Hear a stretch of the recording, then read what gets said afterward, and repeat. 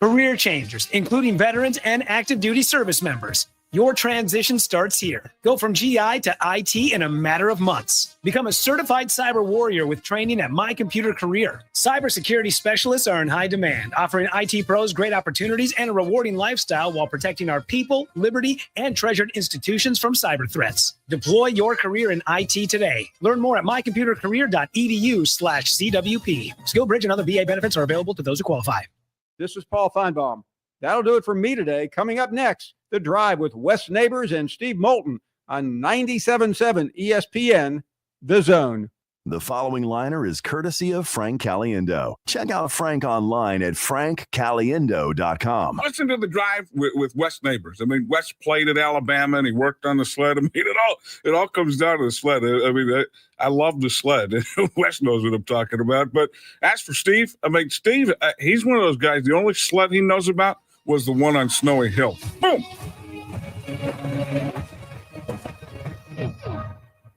Tom Abraham here for my friends at Your Home Window Company. When it comes to replacement windows, exterior doors, or new window screens, Your Home Window is the answer anywhere in Huntsville, Athens, Decatur, or Hartselle. Your Home Window windows and doors are made here in the USA and come with a lifetime warranty. When replacing those old windows or doors, Your Home Window has the solution for you. In-home estimates are always free and financing is available. Learn more at yourhomewindow.com and see clearly with Your Home Window. Visit yourhomewindow.com to make an appointment today. I'm here with Stan McDonald of Jacob Title. Stan, I've heard that every real estate closing at Jacob Title is a very big deal. Why is that? Wes, I'm reminded of a very impactful statement that I heard from Coach Gene Stallings years ago when he talked about big games and little games.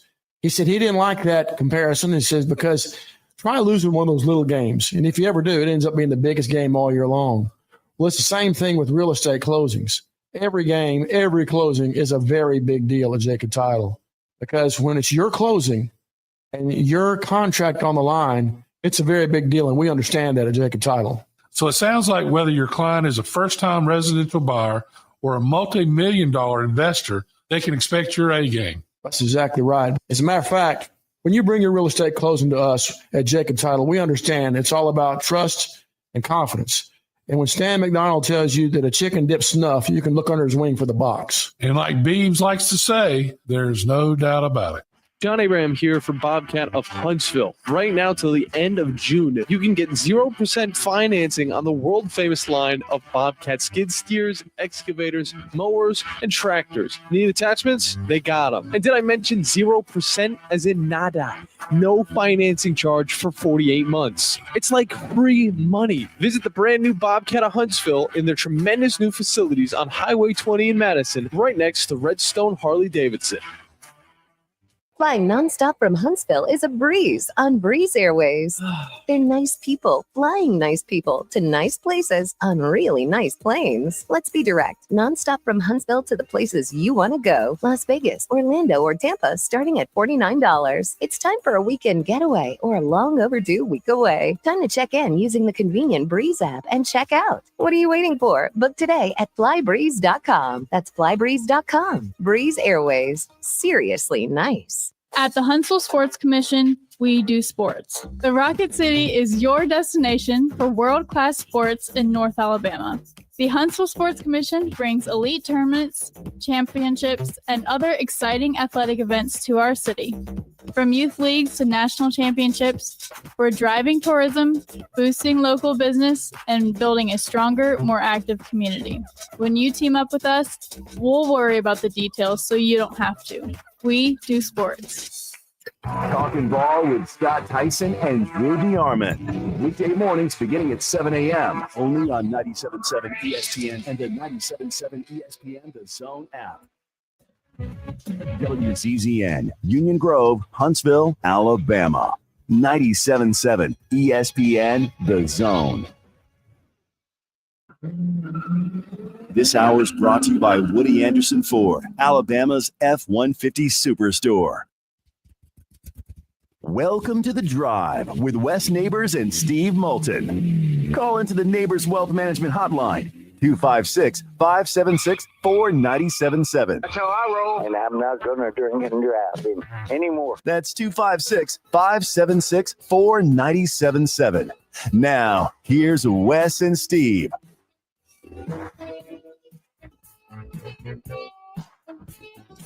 And a very pleasant good Monday evening to you. Welcome into the drive. I guess is where I need to tell you we're walking up to Braves baseball. Are they still playing baseball? The Braves on a 10-game losing streak heading into Milwaukee, inventing ways to lose games are the Atlanta Braves. But we'll have Braves and Brewers coming up for you tonight. But it was also the Supers over the weekend. Man, that was a tough way to close out the campaign there for the Auburn Tigers as Coastal Carolina came right in. And, boy, they pitched really well. And so that was nonetheless, you're doing it wrong. Hang on. See, this is what happens when you have live radio made fresh every single day. We're literally pushing buttons and turning knobs right now as you listen. Because whoever's over here is deaf. Yeah, it's me. Yeah, it's me. Yeah, I'm very much deaf. Anyway. Radio made fresh every day. It is what it is. Well, something that did happen late Friday night is something that we've been waiting for, and that is the settlement news finally coming on. And right at 5 o'clock on Friday. I almost called you. It's like they dropped it like it's something about the bad news at 5. And it's that 4:59 Friday email. Some people act like this is the great answer. And then people like Paul Feinbaum say it's the end of football as we know it. So I don't know what to think. They're saying there are going to be rules now for NIL. Who's going to do the rules? Well, there's a sheriff in town. We'll get into the nuts and bolts of it right now with the athletic director at Auburn University, as John Cohen is kind enough to join us. And how are you, sir? Doing great. How y'all doing today? Doing real well. Boy, there is. I know Friday was a long time coming for you guys, in particular, in terms of prep for what is going to happen on July 1st. Tell me a little bit about who you guys consulted with in terms of it does feel like July 1st is a new day in collegiate athletics. Well, we we got with outside counsel, we got with inside counsel, we got with compliance folks from around the country, compliance people in our department, compliance people in the Southeastern Conference, you name it. All this is new, and we just wanted to make sure it's not going to be perfect. We said that many, many times. Yes, sir. But we feel as prepared as anybody to move forward. It's a lot of documentation and a lot of just paying close attention to what's going on. Well, and now the biggest question that's there are many questions obviously being raised, but the one I'm hearing about the most involves Title IX. Can you shed some light on that subject moving forward? Sure. We really have two different competing interests, as we said many times. You have antitrust and you have Title IX, and the two we're at the intersection of both of those. Both of those are law, and we're going to do the very best we can to again meet a standard for both of those things. I think one of the things that gets missed, a lot of people are talking about revenue and they talk about what the students receive outside of scholarship aid. But, here at Auburn, we invested in as many scholarships as we could possibly afford to help our Olympic sports, to help all of our sports. In the state of Alabama, we've been at a disadvantage for a while when you consider the fact that we don't have an in-state scholarship program. And again, these things are way more in scope. They're much larger in scope than just athletic programs at your state universities. But when you look at the hope that Georgia has the Hope program they have for in-state tuition, and the Florida Bright Futures, and the TOPS program in Louisiana, and it goes on and on and on. Many of our Olympic sports were at a scholarship disadvantage, and we've been able to help them bridge that gap. So I think there's some positive things, especially in the way of Title IX, that you can look at this. So those scholarships are all sponsored by lotteries, correct? The Hope Scholarship and the Louisiana Scholarship. I know Hope is lottery. Yeah. Guys, I can't, obviously I'm not an expert on their scholarships and where the funding comes from. That's logical. I've heard that myself. All I know is they got it. We don't got it. And we got to figure out something, and we feel like we have. And that has to do with the settlement is the way. Well, the advantages of one program over one state over another state. Right. And Wes, there are no longer any scholarship restrictions. There are only roster restrictions. And so we will not be inhibited by the amount of scholarships we can give, only by the size of a roster. So again, that we view this as a great opportunity for many of our athletic programs. So they'll have the football will have 105 scholarships. Is that correct? Our league has agreed to 85 scholarships for football, but moving forward, but that potentially could be the case. So the league is only going to have 85 scholarships, and then what about the walk-ons? Whatever happened with that? Yeah, we'll have a roster of 105, and there will be some walk-ons that are grandfathered in. So gradually that number will get down to 105, but originally there will be more than 105, but eventually we'll get down to that number. So right now, in other words, if the number's 85 on scholarship, so let's say you had 25 walk-ons from last year. So that means you could have 110 players this year, correct? Conceivably, yes. Depending on their eligibility, depending on many different factors, conceivably, yes. You could extend that 105. But last year was the last year for quote-unquote walk-ons, correct? Not really. Again, the walk-ons who were in our program a year ago will be grandfathered in, phased in, so they will still be allowed to participate. Yeah, but I was talking about for the future. There are not going to be any walk-ons. Yeah, for now. just the ones that are grandfathered. In other words, if you're coming in this year, you can't be a walk-on. It has to be somebody from last year or before. Well, it depends on how many of your 85 scholarships you spend, and it would depend on. I got you. Yeah.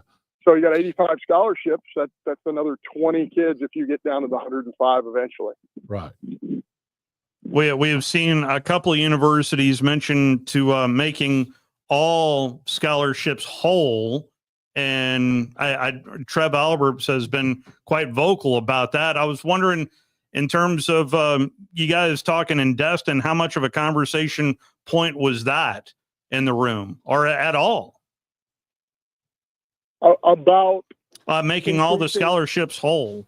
I know Texas A&M is doing it. When you say whole, do you mean full scholarships? Full scholarships. Yes, sir. Yeah, absolutely. That option is available. It's something that we've never had. There still will be an equivalency part of this. In other words, if a coach has 18 scholarships and they have 25 on the roster, they can still do partial scholarships, or they can give 18 fulls, whatever they decide to do. It's not mandatory for you to give fulls for a full allotment of your roster. So there will still, I'm sure, be partial scholarship situations on rosters. There is a ton of information out there, and I can't imagine in terms of just information overload. When did you know Friday night was going to be the night, or did you find out when we all found out on our phones about Judge Wilkin? Yeah, I think we all found out together. I'm not sure if anybody had a heads up on that. Maybe our league did. Not 100% sure on that, but I found out at 8:30 Central Time.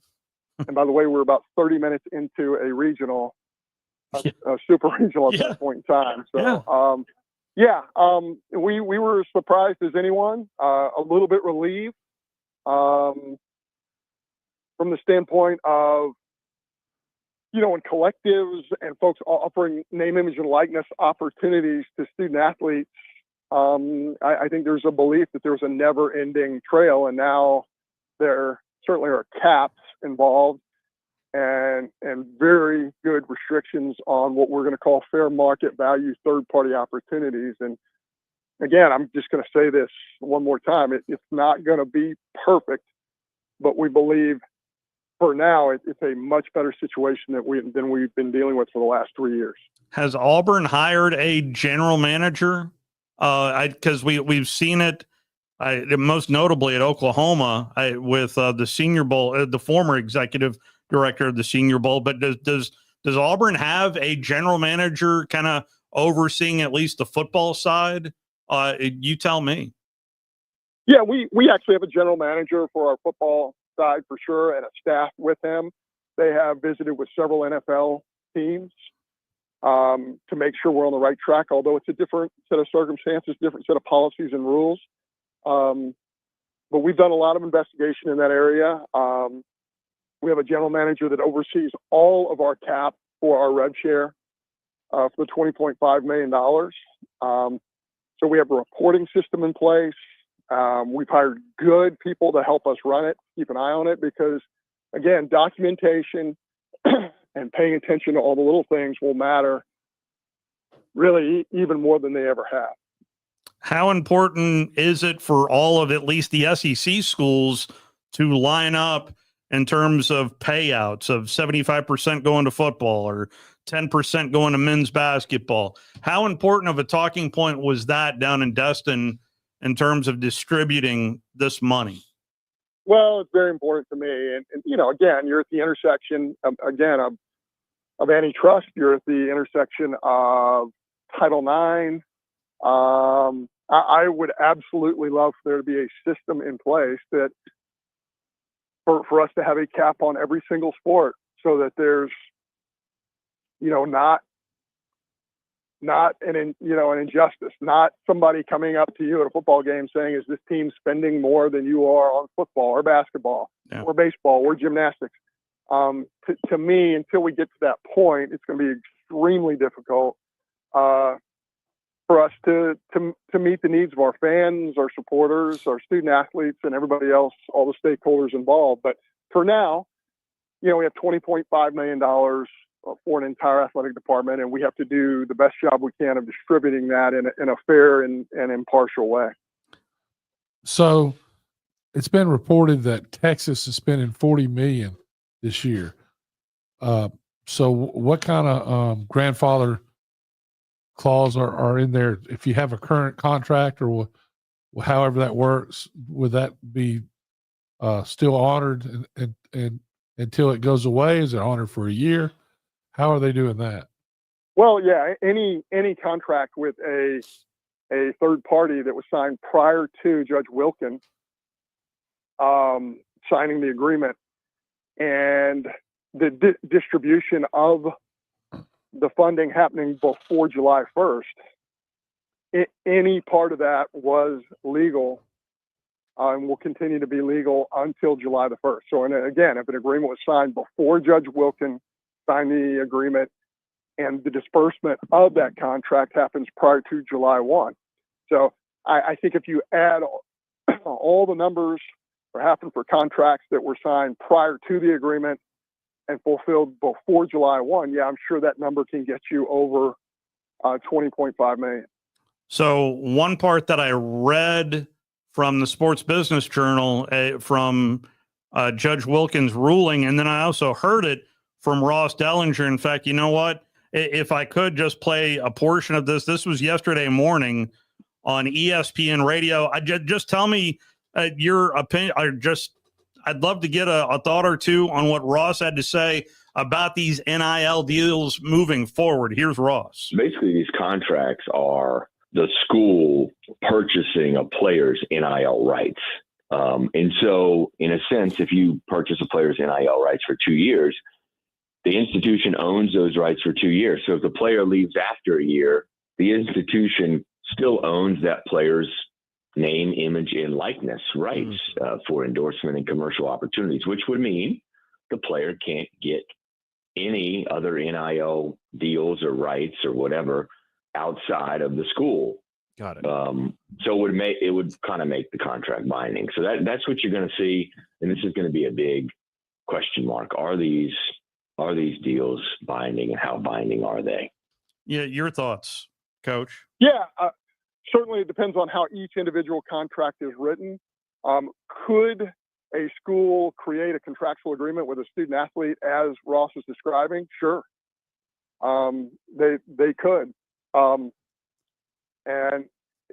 be honest with you, it's not dissimilar with the contractual agreements that we have with other people in our athletic department who are not student athletes. So, in that way, it's not dissimilar. So Ross described a possible scenario that I think is not inaccurate. So multiple years, to me, could be maybe an opportunity to keep an athlete around a bit longer if you do choose multiple years. Am I hearing you right? I think you are hearing me right. That's keeping this in mind. That's I'm going to talk more about professional athletics than college athletics.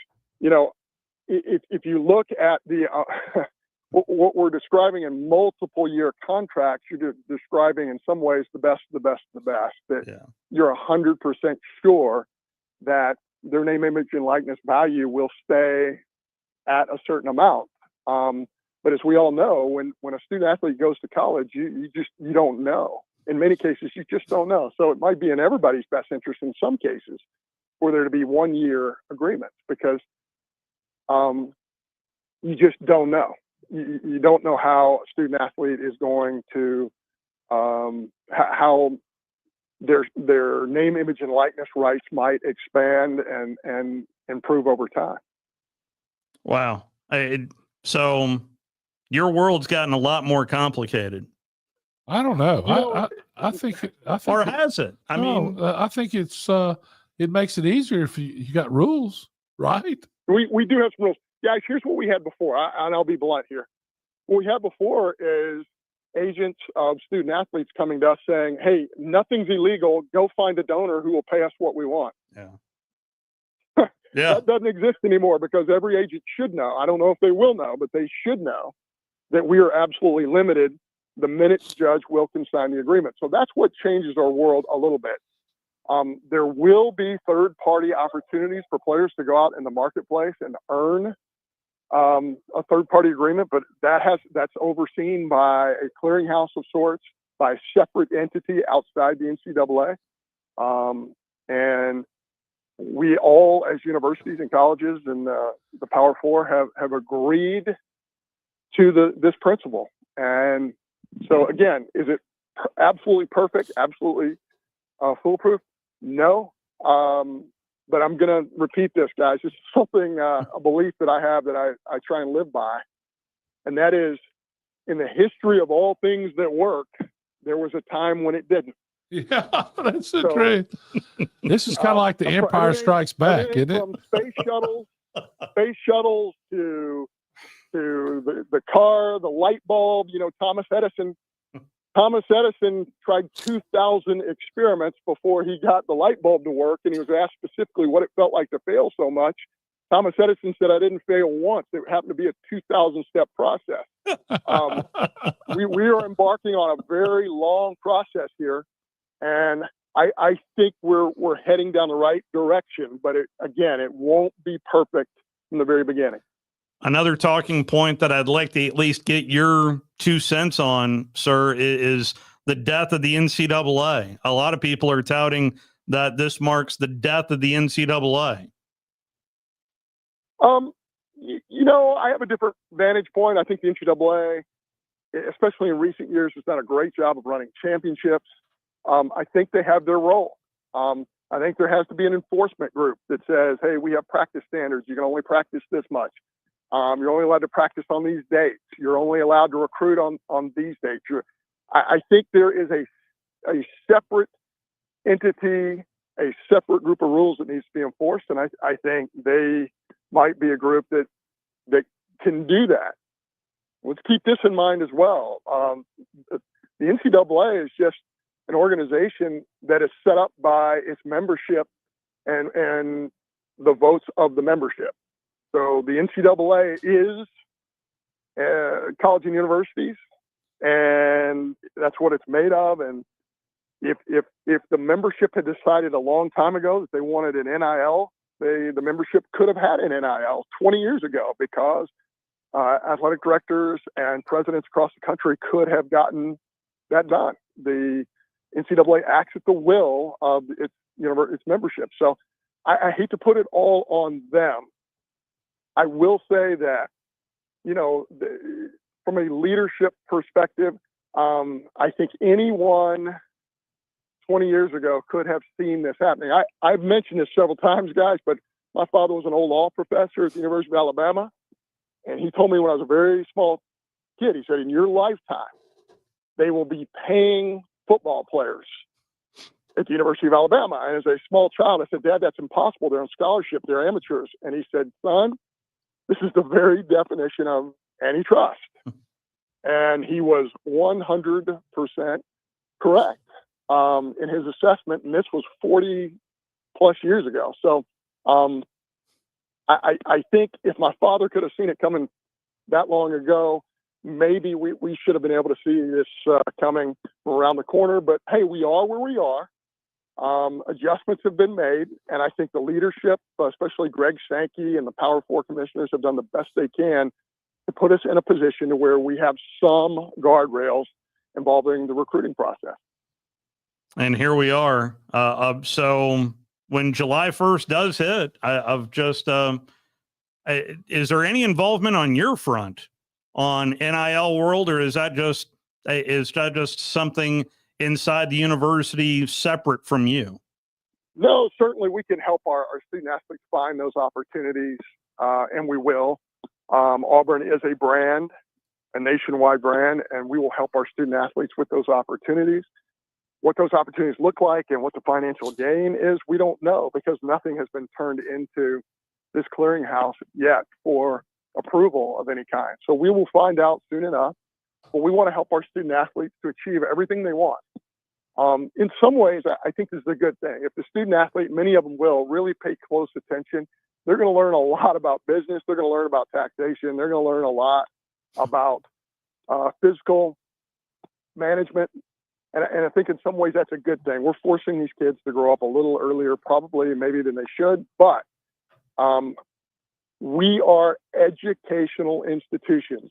And I think we can't ever lose sight of the fact that even in this situation with NIL, with revenue share and everything else, it needs to be part of that educational process.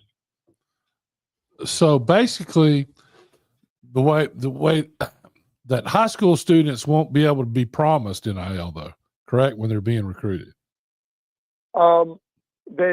If they're promised NIL, it will come in the form of a revenue share. Right. But that's not like the revenue share anybody recruiting is getting, right? Correct? Are they? Well, it just depends on the amount, Wes. Okay, so there still could be different amounts during the revenue share. Right. Yeah, there will be different amounts for sure in the revenue share. It will not be an equal amount per student athlete unless that's what an individual institution decides they want to do. Got you. And so, but the actual NIL, the true NIL, will be just like Pepsi offering you, and the schools will help you get that when it comes to that. Right? Pepsi decides they want to play. It's like this is kind of like the NIL will be the true Olympic model. Correct? Certainly. If it's legitimate for business purposes, this governing body will oversee that and say, yes, we agree. and here's the data that we have of what people have been paid in professional sports in the past to receive this, to do this type of advertisement or to be represented by their name, image, and likeness. This is the type of payments, but I think you will see those numbers drop dramatically over what we've seen. I did want to get at least a thought or two on what happened over the weekend because, that was a late night there Friday night going into Saturday morning. But still, Coastal Carolina pitched awfully well. Very well. They sure did. They're a really good club. They're an older club. Really proud of the fact that we in game 2 of the Super Regionals, we sent 4 freshmen out there out of our 9 players. Yeah. Really proud of the way they competed. And, I think Coach Thompson and his staff did a marvelous job with this group. It comes down to one weekend, a best 2 out of 3. We don't feel like we played our best, but you have to give a lot of credit to a Coastal team that, in my opinion, if they were an SEC school, and I don't pay as close attention to this as I used to, but of all of the schools that I've seen, I would say they would have one of the top 3 pitching staffs in the Southeastern Conference. Yeah. I mean, it just that in particular that Saturday game and that quick turnaround as well. I mean, when you guys were up 1-0 until the 7th, I just kind of gritting my teeth and hoping for a third game, but the bats came alive there for the Chanticleers. Yeah, it did. And, again, hats off to those guys. They competed very well. They're going to give some folks a run for their money out in Omaha. But, we'd love to have that opportunity again, but that's not how it works, right? You got to do it when it's right in front of you. And hopefully we'll get that chance again next year. Energy, I could feel it through the television screen. What was it like there in the stadium? The atmosphere at Plainsman Park is really different. When I brought teams myself, when I was at Kentucky, when I was an assistant at Florida, when I was at Mississippi State, when I brought teams into Auburn, I'm just going to lay it on the line for you guys. It's a pretty comfortable environment to come play in. It's no longer comfortable for anybody. It's much like the arena for basketball. And it's, got some Jordan Hare into it as well. So, I think now in baseball, it's a pretty tough environment to come play in. My final question for you, Coach, and we certainly appreciate the time, is there's been this is going back not only to this spring, but the spring before, there was talk of maybe not all sports can survive this next step. At what point will you know that answer, whether or not sports need to be cut at Auburn? Well, that's certainly not our plan. And we can't read all the tea leaves at this point in time. But I know this, Dr. Chris Roberts doesn't have an interest in that at this point in time, nor do I, nor does our board. We're really care about all of our sports and the student athletes that it brings to campus. And, our average team GPA this spring was 3.34. We're bringing the right kids on campus. So that's not the plan. And again, you don't know what's going to happen in the future, but that's certainly a last resort type situation. How healthy is the bottom line, the money wise at Auburn right now? Well, I think we're very fortunate. Not John Cohen, but a series of people plan for a rainy day. And boy, we've had some rainy days. When you have a $20+ million unfunded mandate, you got to tighten your belt and you got to squeeze some things and get everybody to work together. And we have. Our campus has worked with us. Our coaches have worked with us to work on their budgets, and we feel like we're in a healthy situation right now. I can't thank you enough for the time. Was there any part of you over this past weekend that was like, man, I wish I was still coaching? Not for a minute. Those guys have been doing it way better than I could. John Cohen gets to, flip around and see what the other scores are. I get to check on our other sports during the game. I get to take my focus away from the playing field. And and see what all of our other wonderful sports are doing. So I really enjoy getting to oversee all of our sports here at Auburn. It's a great privilege at one of the nation's premier universities. Always appreciate the time, sir. Thank you so much. War Eagle, thank you. That is the athletic director for the Auburn Tigers, and John Cohen, of course, previous stop there at Mississippi State, as he mentioned, as well as Kentucky. But on the athletic director side, he was at Mississippi State before Auburn, before taking over back in 2022. But I would imagine there's already been a healthy part of preparing for this rainy day, to use Coach's verbiage. Yeah, I think all the thing about doing away with Olympic sports and all that was trying to get Congress to act. And they should have acted. They just, they're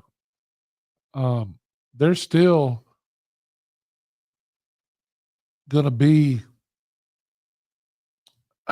You think these guys that are making, have 1-year contracts making such and such are going to be happy when that gets cut? Right? You got a 1-year deal, and now you got after next year, your deal kind of goes away. Yeah. It's going to be interesting to watch. So another side of this is with our next guest, and that comes up at the top of the hour. He is the commissioner of the Gulf South Conference Division II athletics, of just the trickle-down effect. Really intrigued to get Matt Wilson's perspective on the news that was inked late Friday night. And the commissioner of the Gulf South Conference, and Matt Wilson, is going to join us at the top of the hour. But you can certainly chime in as well at 256-576-4977, the telephone number. Let's go ahead and take our first time out. It's just getting started here on a Monday. We'll be right back. You're listening to The Drive with Wes Neighbors and Steve Moulton on 97.7 ESPN The Zone.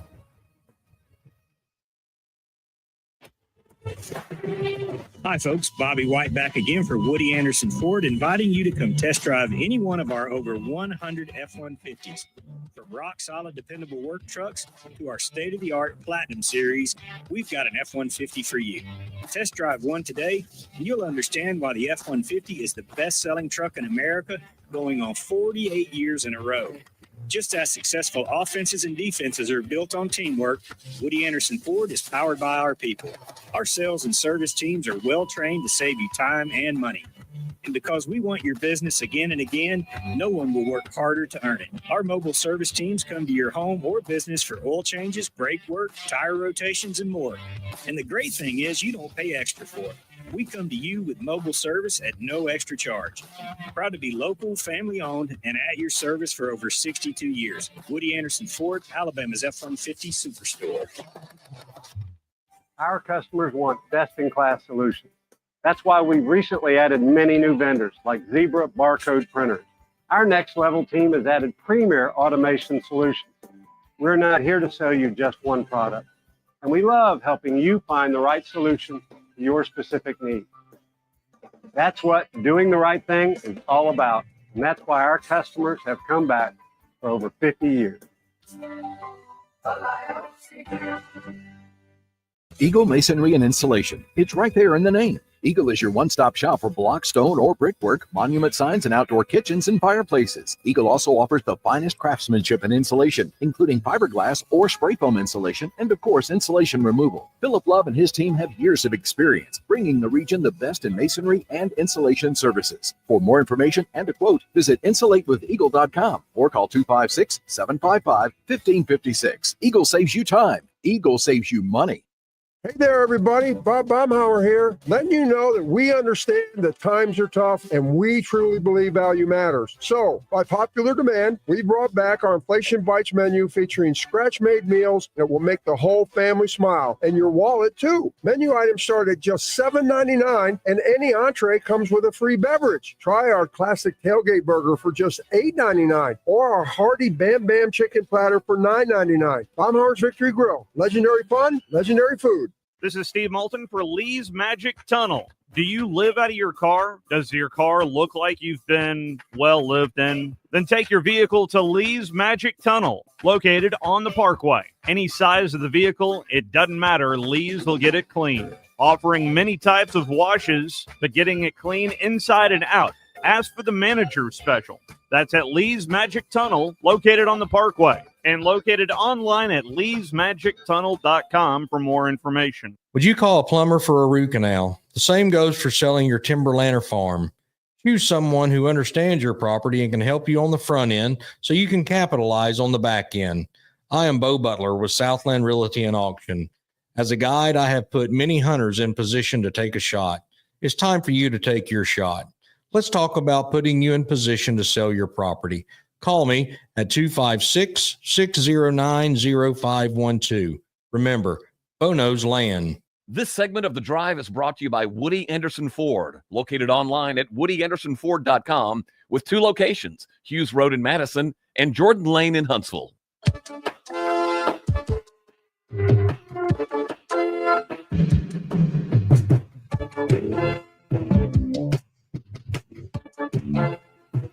Was just listening to the commissioner of the Southeastern Conference. He was on live while we were talking to John Cohen. The commissioner played golf yesterday with the president of the United States and Donald Trump at one of his many golf courses, along with the athletic director at Notre Dame, who was, before he was the athletic director, president of the PGA. So something tells me the commissioner was maybe third on that list in terms of who won. I don't know that answer, but no, the answer is who came in second, because we know who won. Yeah. That's Winning. good, Brian. Yeah. That this was. I tell you what, Wes, if I golfed with you, I'd be second. Well, likewise. Boy, Right. you would really have to suck really bad, Brian. I mean, Well, guess what? you'd have to forget your clubs. Well, I don't have clubs anymore. There you go. I've got my dad's clubs, so those are my clubs. Anyway, here is Greg Sankey talking with Paul Feinbaum just about 30 minutes ago.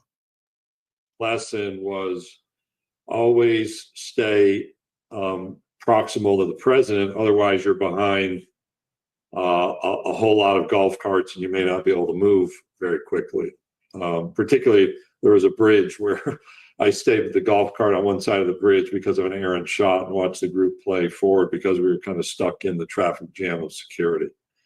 Highly engaging, talked about a lot of things, some college sports issues, but was one of those days I certainly never expected to be having a conversation, much less having played a round of golf with a sitting U.S. president. He's actually the 5th president whom I've met. Presidents Carter, Bush 41, Bush 43, President Obama, but none of them were sitting presidents when I had the opportunity to visit with each. During COVID, I heard there was some communication between the president's office or maybe the president himself with you at a moment in time when everyone was looking toward you. Can you go back to that moment? Because there's certainly a lot of reason to believe that he was interested in what college sports was doing at that moment. A couple of things. One, we had several conference calls. I think they were conference calls because we were still early in the video conferencing era with Vice President Pence at the time. One was very much involving the vice president. The second was with some of the federal health officials, not those on camera, but some of the behind the scenes folks that the vice president introduced to us as commissioners. And this would have been the 5 commissioners at the time. As others were either shutting down, Paul, so this would have been early August, by memory, the weekend of August 8th and 9th, and then August 10th was a Monday, where I issued a statement about continuing to play. I had outreach from people in the White House, but not from President Trump. And my response was, just trust us that we're continuing to make every effort to play, do it safely, and we'll let you know if help's needed. That was a similar message that I delivered to a number of our governors, who were just incredibly helpful to reach out about wanting to help, wanting to encourage the return to campus, the return to competition. And I would say repeatedly, if you'll just trust me that I'm trying to play, or that we're trying to play, we'll do our best. And if I need some help that's just kind of out of reach for us, I'll be certain to be in contact and would have updates. I did see, so Andrew Giuliani, you may know that name. Andrew has worked with the president both in his first and current administration. So Andrew is with us. I met Andrew in late June, early July of 2020. You may recall I testified in front of a Senate committee. Andrew was there, just showing support and interest from the White House, and he and I had connected from that time. And part of that conversation was about how to be supportive of the return to play. But I'd never had the direct interaction. And when you're at a game, so I've never had the chance to visit with the president at a game, accessing, there's a little bit of protocol, as I was reminded yesterday, to get through that circle of security. And then I have so many things to do. It's just not been convenient. So it was my first occasion to visit with President Trump. Aside from the context of what was discussed, was it once you got going? I've talked to people that know the president very well. They say he's very funny, he's engaging, he's a lot of fun to play golf with. Can you? I know those aren't difficult questions to answer, but is there a way to describe this after this morning with him? Sure. I don't know if like Secret Service calls if I give away the wrong things, but I think it's fine to say I high-fived the president. I fist bumped the president after good shots. Others in our group did as well. He played well. There's a point at which he had a birdie putt and I had a birdie putt. He made his and I made sure to miss mine. That seemed like the wise thing to do. I don't know that mine was, I think mine was probably more of a skill deficit. Very conversational, very interested in sports, had been to a UFC event the night before. So talked through some of the folks he met there, talked about college sports directly and sharing perspectives and asking questions. We talked about game of golf. The Bedminster's spectacular. Just really impressed by the facility. I had not been there nor near to that club. The hospitality by everyone in the pro shop, everyone at the course, was really special, and just a unique opportunity. Just to the extent in this country we can set politics aside to have the opportunity to visit with a sitting president of the United States is obviously a memorable experience. But the descriptions that you've provided were consistent with my experience yesterday. And finally, and I want to move on to the House settlement, obviously, but you are there's no shortage of descriptions of your role in intercollegiate athletics as the most influential person, but you're still a guy that grew up humble upbringing in upstate New York. You did you had small jobs, but I don't know. There are a lot of pinch me moments, and you've had a million of them, but this had to be an incredibly memorable day that I doubt you'll forget anytime soon. We started with, where's the conference base? So Birmingham, Alabama, and the president has made a number of trips to the state and to our campuses, and obviously was in Tuscaloosa around commencement. And then was asked, where's home? And, I was born in Auburn, New York. Some of our group understood where that was in the Finger Lakes region and kind of talked through my background a bit. So sure, yeah, the notion that I would be receiving incoming texts about playing a round of golf with the president from a number of my friends is astounding for two reasons. One, that would just happen in life, and two, that they know my golf game is a bit lesser than it has been reported to you that I would be doing that. I will just observe the president can hit the ball. Like I can hit the ball, but the president was out ahead of me any number of times, and we had others that played that had great games. But really a unique experience. I think if you step away from, okay, guy's commissioner of the SEC, I think there was somebody a week or so ago who wrote about me being described as having been born on third base. I'm like, man, you don't even begin to understand the reality. So somebody who watched, you think about the political conventions in the 70s, which when you're a kid growing up, that's your exposure to politics. Or, the first time I ever was in an airport and saw Air Force One parked nearby. My wife, Kathy, and I had a chance to visit the White House during the Reagan years. That was a miscommunication. So I'd never been that close to the position. We had a meeting in the White House during the Biden administration with some policy advisors. So I think as any American, I hope people would never become so jaded as not to appreciate those moments. We talked about him having played a round of golf with Nick Saban. I think that was out there before. Having had Florida's national championship team in the Oval Office a few weeks ago, just kind of normal conversation. And that was part of the enjoyment of the day. That is a little bit of Greg Sankey talking with Paul Feinbaum earlier this hour. I think McKee would be on the other side. Miss that putt, Commissioner. No, I'd be on the other side of the president and the fence. Have you met a president? I don't think so. Have you not? I don't believe I have. I've met one. Trying to think. No, I'd remember that, I guess. Jimmy Carter. You'll love it. Actually, no, I've met two. You're exactly right. I have met former President Jimmy Carter, who was now obviously passed away earlier this year, or was that last year? Anyway, it was the first of this year. It was the first of this year. Thank you. It was a 25th anniversary celebration of Hank Aaron's 715, and was lucky enough to cover that, but had to go through security before you go to the event through Secret Service, and met President Clinton. Hillary was not there because that was a little bit after a certain dress incident. Yeah.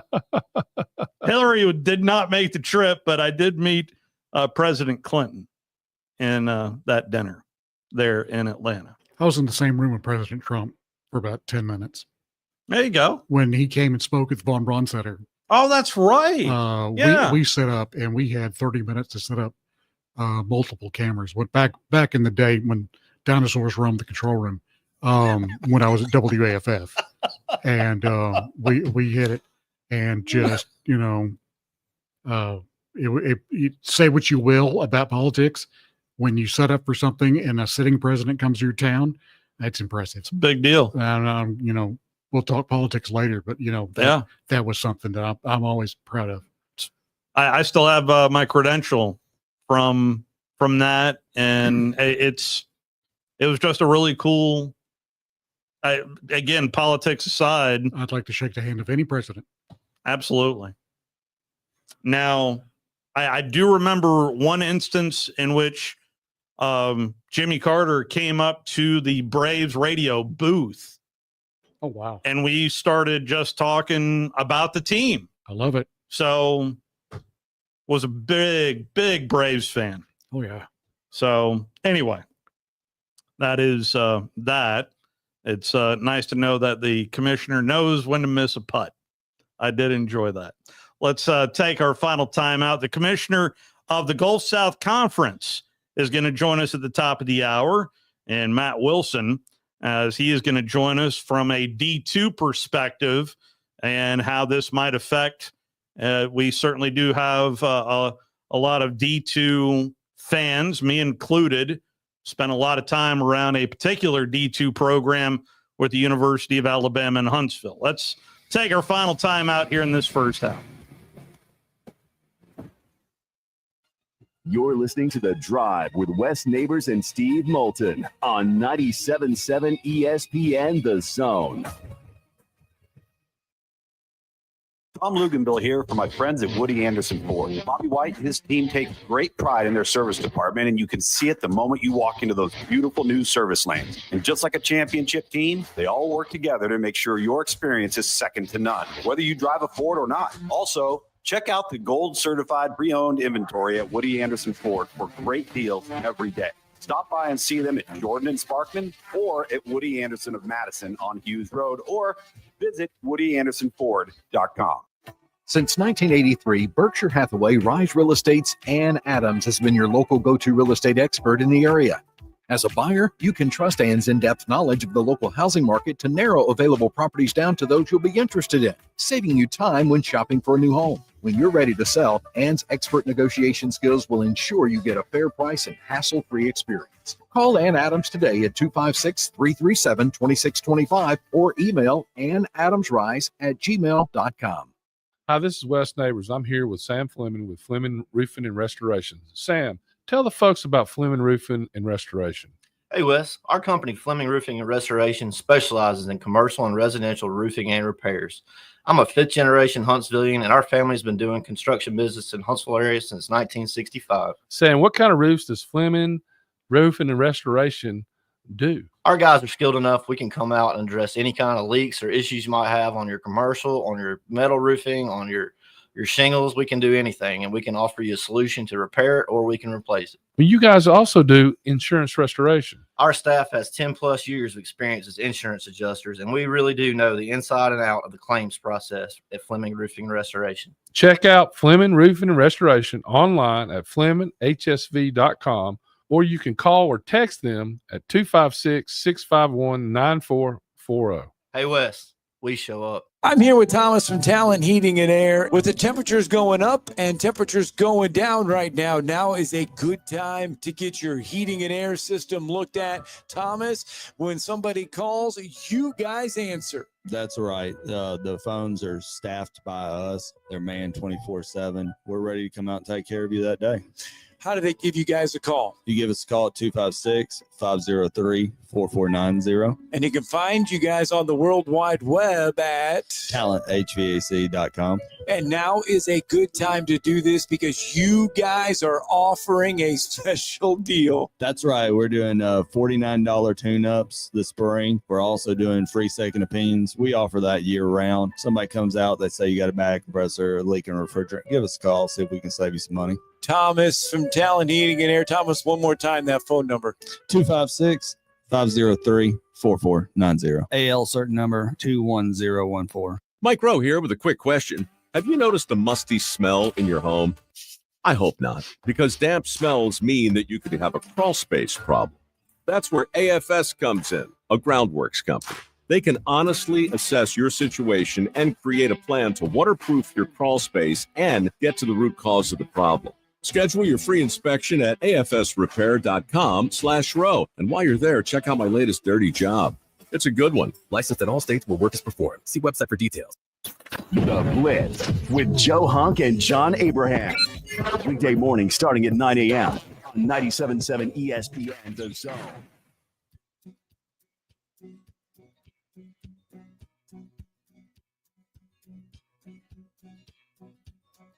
He turned 35 last Sunday. Winding down hour number one.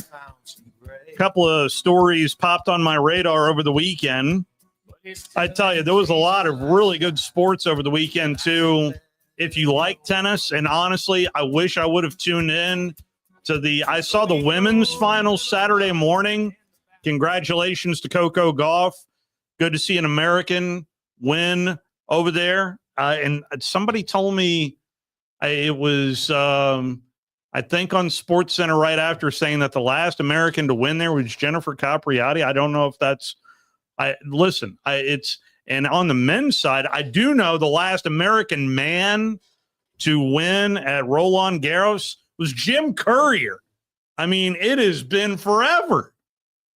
But nonetheless, a thrilling match there in Roland Garros. But also, you heard the NBA Finals here on 97.7 ESPN The Zone. The Thunder bounced back in a big way last night, tying up that series 1 game apiece. And then you got the Stanley Cup Final going on as well. That series tied at 1 game apiece, and I think the Panthers got them right where they want them. But we'll see. We'll see. As so far they cannot play a game in regulation. So that's always a lot of fun, at least in my eyes. Coming up at the top of the hour, the commissioner of the Gulf South Conference, Matt Wilson, going to join us. A couple other stories that got my attention. John Summerall, who, of course, is from this area. It was reported by 247 and ESPN that John Summerall turned down Power 4 jobs, a total of 3, at least according to ESPN.com, to stay at Tulane. So he is evidently enjoying his time quite nicely down there in New Orleans at Tulane. And there is a lot of noise around the program. And I did reach out to Coach Summerall, and he is going to try to carve out some time for us next week to be on the program to introduce us to his green wave here in 2025. Look forward to that. Also, we went through ESPN Analytics. Well, ESPN Analytics predicted the exact order. So when we go to Atlanta, you now have a cheat code here from ESPN Analytics. We don't need to play the season. ESPN Analytics has told us exactly how it's going to look percentage-wise from 1 to 16. And number 1, Texas. They have a 34% chance of winning the Southeastern Conference. Georgia is second on that list at 26.9. Third on that list is the Alabama Crimson Tide at 17.2. Fourth. This is where it really gets muddy. Fourth on this list. Didn't we go over this last week? We have not 1 to 16. Oh, okay. Not 1 to 16. But fourth on this list, Texas A&M. The Aggies at 4.3%. Fifth is the Tennessee Volunteers at 4.2. Then the LSU Tigers, followed by Ole Miss. They have Ole Miss finishing 7th in the Southeastern Conference in 2025 for head coach Lane Kiffin. 8th, the Auburn Tigers. That's a jump. Auburn, though, has the same percentage chance. Auburn's percentage, 1.8. 1.8. You say there's a chance. So I'm telling you there's a chance. Also at 1.8 is South Carolina. At 1.2% is Oklahoma. If the Sooners do, in fact, finish 10th in the SEC, Venables, he ain't going to keep his job. Florida is 11th at 1%. Missouri is 12th at 0.6. Arkansas at 0.5. Kentucky, a tenth of a point, 0.1. 2 teams that have 0.0, Vanderbilt and Mississippi State.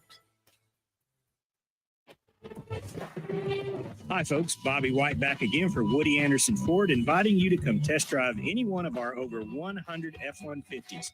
From rock-solid, dependable work trucks to our state-of-the-art Platinum Series, we've got an F-150 for you. Test drive one today, and you'll understand why the F-150 is the best-selling truck in America, going on 48 years in a row. Just as successful offenses and defenses are built on teamwork, Woody Anderson Ford is powered by our people. Our sales and service teams are well trained to save you time and money. And because we want your business again and again, no one will work harder to earn it. Our mobile service teams come to your home or business for oil changes, brake work, tire rotations, and more. And the great thing is you don't pay extra for it. We come to you with mobile service at no extra charge. Proud to be local, family-owned, and at your service for over 62 years. Woody Anderson Ford, Alabama's F-150 Superstore. WCZN, Union Grove, Huntsville, Alabama. 97.7 ESPN, The Zone. Here's Sports Center. I'm Nick DeLuca. Major League Baseball Monday. Red Sox taking 2 or 3 from the Yankees over the weekend, opening their series with the Rays tonight. Boston hit 5 homers in the win at Yankee Stadium last night, adding some more power to their lineup today, calling up Roman Anthony from AAA. He'll start in right field and bat 5th. Number 1 prospect in all of baseball, hit 288 at AAA with 10 home runs and 29 RBIs in 265 plate appearances. Red Sox placed outfielder Weiler Abreu on the 10-day IL with an oblique strain. Elsewhere, NBA Finals even at a game apiece. Thunder with a dominant showing in Game 2 last night. Shai Gilgeous-Alexander continuing his historic postseason, and ESPN's Jay Williams thinks the Thunder still have a big edge in the series. OKC was up double digits in Game 1. It takes the perfect circumstances for Indiana to have these incredible comebacks. And if you're OKC, you definitely help them to do that. Like this, to me, felt more like the OKC team. Now, will you get 38-plus points off your bench every game? I'm not sure. But it felt like they had control of the game from beginning to end. Williams on Get Up. Game 3 Wednesday night, 8:30 Eastern from Indianapolis. Coverage of every NBA Finals game right here on ESPN Radio. Stanley Cup Final continues tonight. Series shifting to Sunrise, Florida for a pivotal Game 3 after the Oilers took Game 1 in overtime. The Panthers bounce back with a double OT win in Game 2. Teams that hold the 2-1 series lead in a Stanley Cup Final go on to win the series 80% of the time. Hey, it's Michelle Smallman, and coming up Tuesday, as Aaron Rodgers prepares for his first minicamp with the Steelers, I'll tell you what success could look like for him in 2025. It's on Sportsman Like 6 a.m. Eastern, right here on ESPN Radio, ESPN2, and ESPNU. 97.7 ESPN, The Zone. Welcome to The Drive with Wes Neighbors and Steve Moulton. Call into the Neighbors Wealth Management Hotline, 256-576-4977. That's how I roll. And I'm not going to drink and drive anymore. That's 256-576-4977. Now, here's Wes and Steve. Walking you up to Braves baseball. Braves and Brewers coming up as the Braves on a 10-game losing skid. Going to hand the ball over to Chris Sale, who's just been pitching lights out over his last 4 starts. We'll see if the Braves can apply the tourniquet in a big way. 14 games back of first place are the Atlanta Braves, who enter in at 27-37. Not to be an old softy, but this is the first season without Bob Uecker. The Brewers. It is. Yeah, it is. And, yeah, I miss me some Uke. There's no doubt about that. Good thing there's plenty of YouTube of it. Oh, yes. Yeah, as well as the movies, in particular there with Major League. But nonetheless, we've talked a lot about the settlement, and John Cohen, kind enough to join us right out of the gate with his thoughts. But while we were down at the beach, though, Wes, the Gulf South Conference spring meetings were going on over in Pensacola, and the commissioner of the Gulf South Conference said this. And that it's fixing this country right now. And I hope you'll join me in fighting to make sure that these opportunities are preserved. How can you do that? I'm telling you, talk to your congressman. They're going to make a difference. Support your campus communities. Support the young people that are going to play for those coaches that have been just pouring into these student athletes.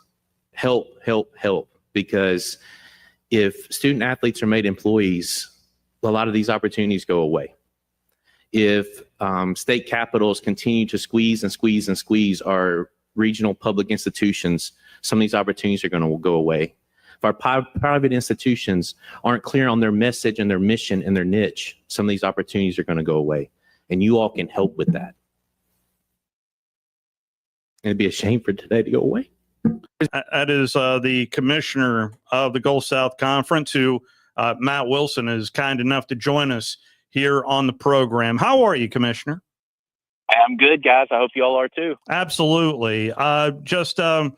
That clip that was produced by the Gulf South Conference really kind of spoke to me, but what led to that in particular in talking to your folks down there on the beach? You know, I just think we're in a pivotal moment, and I'm glad that the House settlement is going to bring some clarity to those at the very top of the NCAA pyramid. But those of us that don't reside in that world are still facing threats every day, and it's really important for us to preserve opportunities for student athletes. And I just felt a lot of passion that night after we had inducted 5 Hall of Famers and recognized 10 of our top student athletes. And you know, and also I had a microphone and had a captive audience. So I was able to share a few of those thoughts that I had. And I just think we're in a pivotal moment, and I hope people realize that and people want to help. What in particular, what message needs to be delivered in particular for the Gulf South Conference to flourish moving forward in this now post-settlement world? Number one, student athletes, we have to have some separation between student athletes as employees and college athletics as a part of the educational mission of our institutions. There's got to be a distinction, because what we're trying to do isn't exactly what Alabama and Mississippi State and others are trying to do. So we've got to have some clear distinction on that. And we've got to retain a big tent. So we need to be as flexible as we can so that Alabama and Mississippi State are still part of our mission generally. So those two things are really focal points for us at this point, I believe, to make sure that Division II, Division III NAIA athletics can really flourish. Well, from at least talking to John Cohen and a number of other people down at the beach last week, or excuse me, I was a couple of weeks ago now, for the SEC, these roster limitations are now being put in place. And to me, it's telling me that there's a bigger opportunity for conferences like the GSC to capitalize. I agree. And hopefully it's a pendulum swing back from what the transfer portal has done to us, where we've lost, I think, 4 consecutive basketball freshman of the year on the men's side, that the pendulum is going to swing back a little bit, where there's opportunities that our teams can provide to folks that are looking for chances to compete and get their education at the same time. So I think that's going to be a little bit of a pendulum swing once we get through it a little bit. I think there's some grandfathering in and some other things that may slow us down, but eventually it should get back where it's helpful to us to have some limits on the number of student athletes that can be on those rosters at the Division I level. So of just moving forward from here, of how much are you in terms of diving into what is happening in D1 affecting, be it the NAIA level, JUCO? How much of that is a conversation between other conference commissioners on the D2 level that you're having, Commissioner? I would argue that no one at the Division II level has been more engaged in this conversation than Division II commissioners. Not anybody in Indianapolis, certainly not anybody in Indianapolis. And the campus folks, they've got too much to focus on locally to be really transfixed on these global issues. So I say the commissioners are locked in on this. We're really trying to push Indy to lead. My hope is now that the settlement is done, that maybe we'll get some more guidance and leadership from that group up there on the other 900 schools that make up the NCAA. And that's going to be the hope. The Division II commissioners meet in Baltimore next week, and it will take up a fair amount of our agenda, talking about, hey, what next steps look like? How can we advocate to retain this educational model of intercollegiate athletics so that our schools can do what they're trying to do mission-wise? Has Indianapolis said anything about?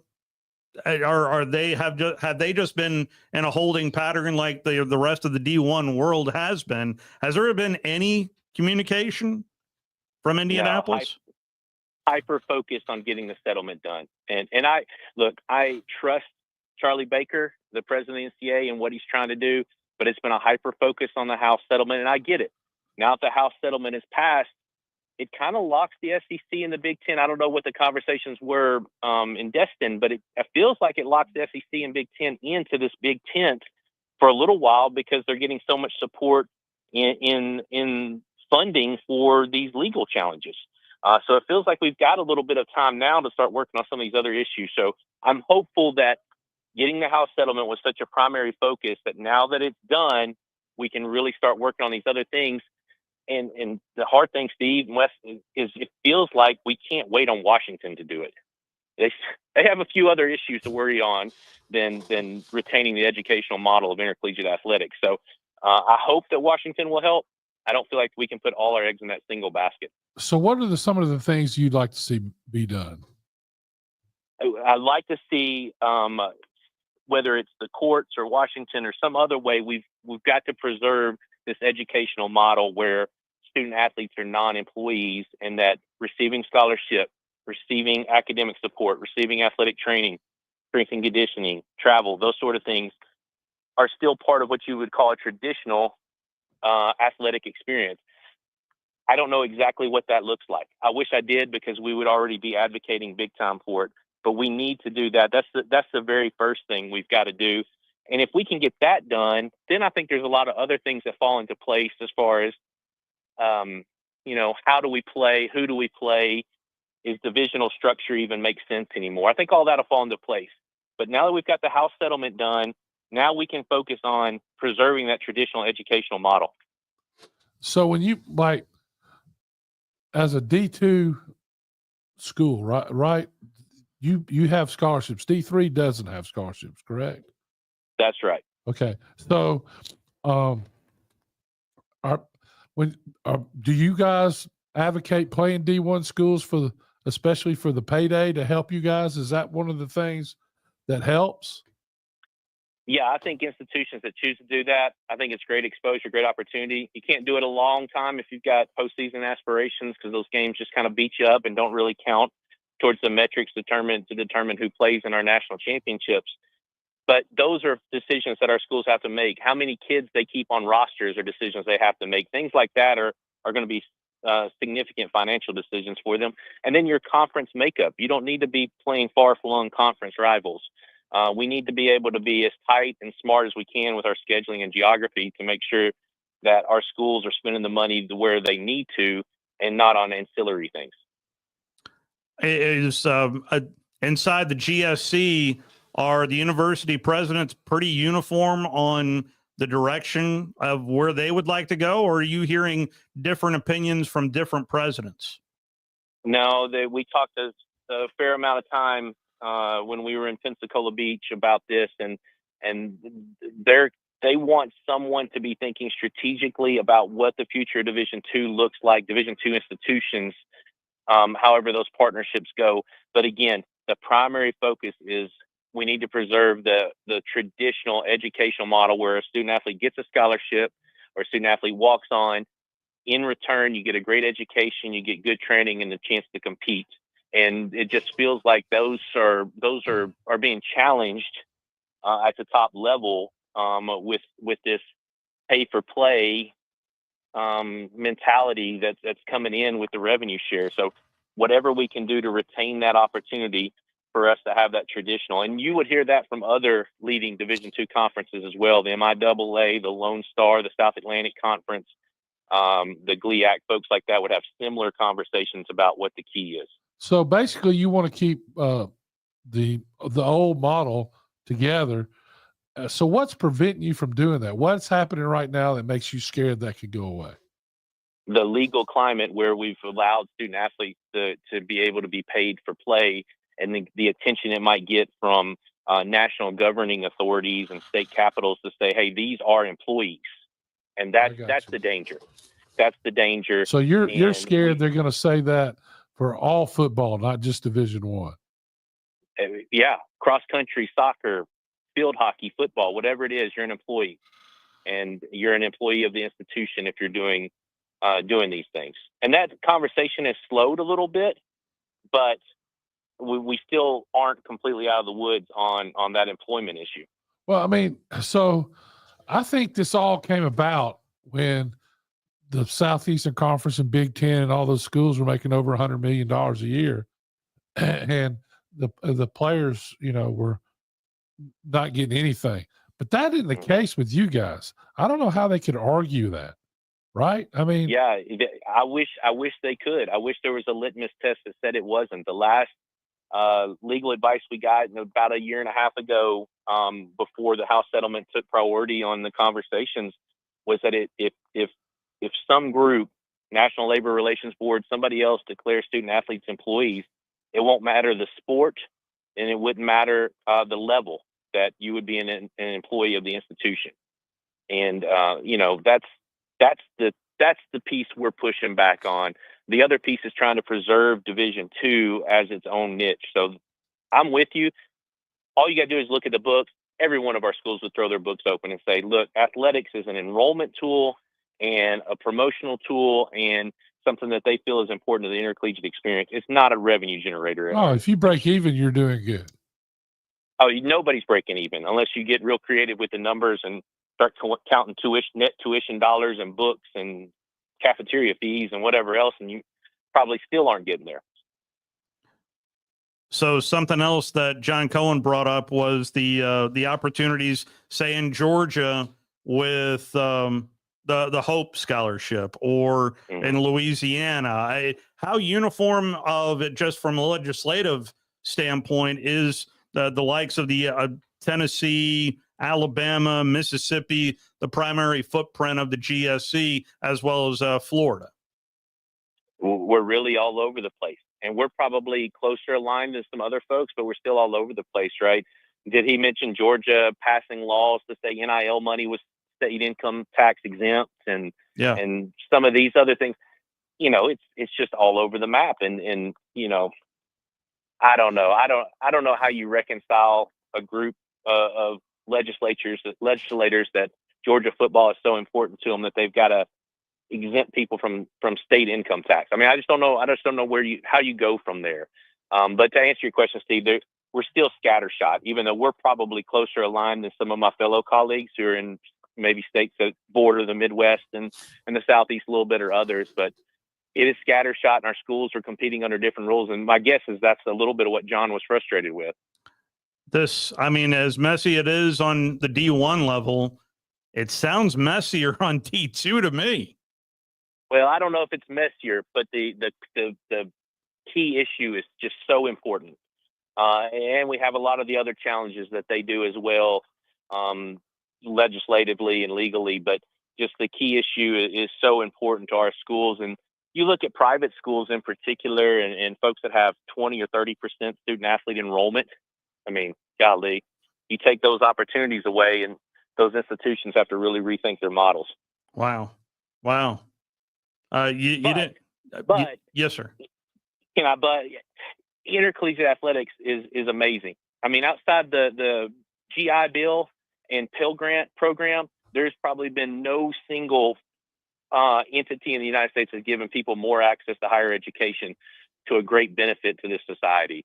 So I'm hopeful that it'll continue for a really, really long time, providing that access. And I hope that folks don't lose track of, at the end of the day, we're trying to get kids a diploma. And that's really should be part of the goal, in addition to those wins and losses and leadership lessons that come with it. 100%. Absolutely. Well said. Yeah. I wish you a lot of luck. I think what you're doing is what I was hoping everybody would do, but I get where these universities are making so much money that the athletes do need to be paid. I just don't know if Congress will ever get to this. I'm with you, Wes. I really don't know. That's the only thing I would push Charlie on. We've got to have some alternative strategies and parallel strategies. How about that? Not necessarily alternative, but We've got to be working multiple paths at the same time. And we've got to have a thought for what that looks like if Congress doesn't get to this and they continue to have legal challenges at the NCAA level, what can be done? And, it's tough for us. I really feel bad for folks like Jack State and North Alabama and Alabama A&M trying to compete at Division I. I mean, it's always been an uphill battle where you just hope you make it to the Sweet 16 or make it to a regional final and see what happens. But now you've got to add another $22 million that they can bring to bear at the very top level against your basketball team and others. It's just, I think those schools have some really tough decisions to make in the future as well. Commissioner Wilson, I cannot thank you enough for the time, and I will be in touch with you after the meetings there in Baltimore. So safe travels to you, sir. That'd be great, guys. I look forward to it. Thanks for letting me share a few thoughts today. Absolutely. That is the God bless you, commissioner of the Gulf South Conference. And, of course, our partnership, long partnership with the likes of the University of Alabama in Huntsville, D2 program. But, I mean, just it's very poignant message there from the commissioner. So those guys basically aren't breaking even, and now, they're under threat of the lawsuit. Something needs to be done. It's obvious. So the good thing to me is if the good guys, those guys were good enough, I think it's good that they could be. He was talking earlier about the basketball players being stolen. I think that's not a bad thing, right? No, but I think but for the schools that are Division I, where they're getting players stolen from their team, like the Jacksonville State, Yep. they ought The to payment. There should be some the payment model. Yeah, I think there should be some reimbursement to them for putting them in school for 1 or 2 years, and it looks like though that part of this has been taken care of. The model where they're not going to be able to spend. I don't know how much is allocated football. I guess that depends on the school. Yeah, but they won't be spending $40 million anymore. They can't even. I can't see them spending $10 million. I mean, the poor Lamborghini stores in Texas. What are they going to do?